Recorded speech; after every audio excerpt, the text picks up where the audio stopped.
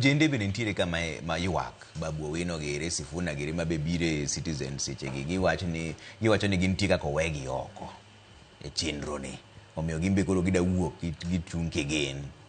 To ng'amo wegi oko ing'eni party ke party nyaka bed gi joma telo negi and ing'eni joma tindo bende e kado mag party kendo gin be mag jiwo party. To gima naneno karach gi jowagi en ni gidwa ringo ng'wech matek ahinya e siasa. Party mondo bed intact nyaka kungu luor be jotelo mantie.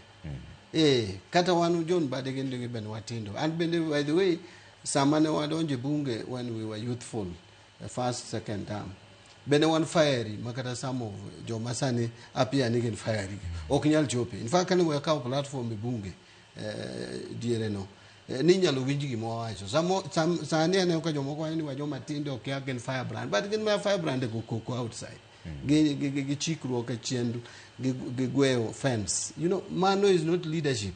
Leadership and substance miketo awinjo jomoko wacho ni jomoko wigi oti to kiwinjo ka Oburu chiwo is opinion to in opinion neno nigi substance aye molo kata en gimo wacho. Someone ko make a platform e bunge ni koro wuo, it doesn't even measure to that level.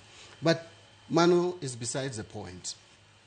The point en ni wan gi party mar ODM nyene no kata ka gichako yombni kata sama nyocha kom ngima party wa mar ODM ni joma wacho ni oningo koro kik wati gi President Ruto to gi claim ni nyoge support Jakom. Kar ng'amu keto e sirkal mar President Ruto ne waonge. In fact kata an Mbadi makoro sani jatend migawo e sirkal mar President Ruto ne okang'ena nyalo bedo ka and ne an very little ing'eyo gik mana wacho kata kuom sirkande ni but party leader marwa mane wamiyo teko mondo lead wa no biro mukono wane my arrangement madwani wabedie. The arrangement ne manyo wewa awinjo ke joma ni jiwe wacho ni no wewa e broad base to kana no wewa kani no wewa ka kada ka wadwa to wawach mana ni wadwa wuoke to samo wewa kani donge koro wan gi party leader kawuono ya ing'eni kata mana Raila Odinga ne make decision to luongo party to wacho ne gin mae a decision madwa gine onene ang'o awinjo ka jwaje ni jie mane gine onge nyaka bed a leader nyaka bed piny kendi kwanza me par kata kiluongo advisors ni ne kai kuma dwa tere okanda na ti luongo gi ti imiyo gi pachi to gi reasons to gi luwo. So Dr. Buru bende sahani ene party leader wa gima nyaka wakungo atim ene ni nyaka wakungo miye space mamare nyaka wakungo luore chik mar ODM to yiene Dr. Buru mondo miyo discuss coalition gi any party to kelo no report. And Dr. Buru is a party leader ma onge gimoro kata ni en kojolo bede mina sama ne koketi kojolo National Governing Council oket kojolo. National Governing Council ratify as a party leader koro NDC to endorse to.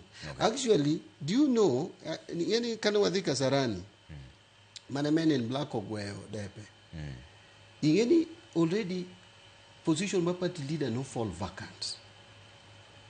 Yeah.